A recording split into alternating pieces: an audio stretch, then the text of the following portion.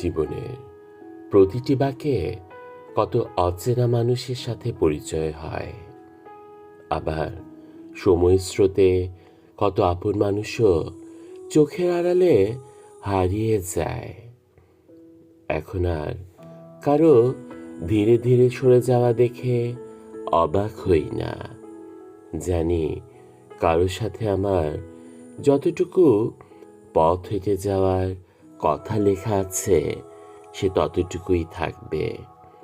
মাঝপথে কেউ যদি নিজে থেকেই অন্য রাস্তায় চলে যায়, তাতেও আর প্রশ্ন জাগে না মনে, কারণ মানুষ সবসময় তার নিজের পছন্দের গন্তব্যের দিকেই ছুটে যায়।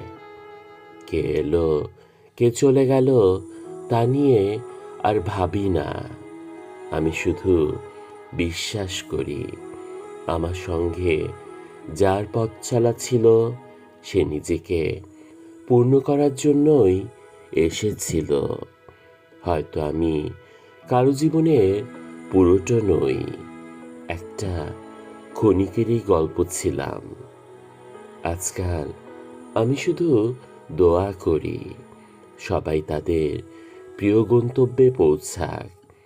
আমি যেন কারো গন্তব্য না হলেও তার যাত্রাপথে কিছুটা আলো হয়ে থাকি, কিছুটা আলো হয়ে থাকি।